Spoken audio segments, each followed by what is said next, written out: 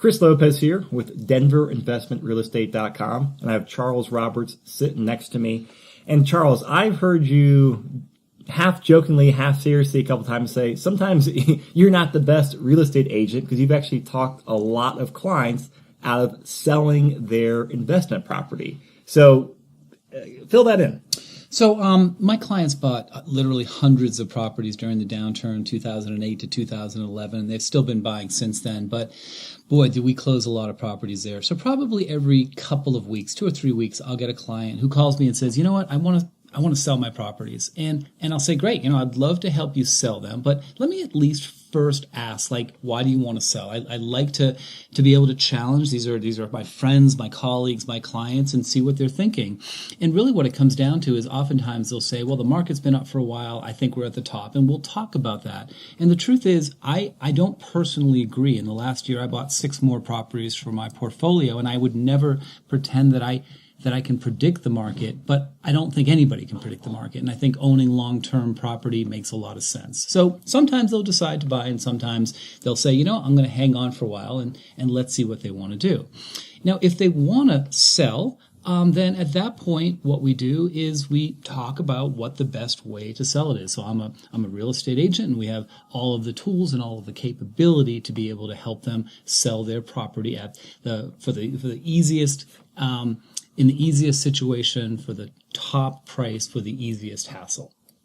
Okay, so I'm going to kind of loop back around to, I'll say, troubleshooting investors or clients with this property. What are some of the common issues that have come up where you've actually been able to help them resolve the issue and keep the property, or turning around from something you want to sell to now they're like, wow, I'm glad I kept this and now it's performing. So, for example, I might have a client who had a bad tenant. That would be the obvious one right there. And let me tell you, we've all had bad tenants. If you've never actually owned real estate as an investment, well, you haven't had a bad tenant, but everybody else has sooner or later. We all understand that. And the bottom line, it comes down to this. If you're going to own property, you're going to make a ton of money, you're going to have some bad tenants. We get paid very, very well for having some tough situations, and I've got lots and lots of them. So let's say someone calls and said, you know what, I'm just done with this. Great, they might be done with it.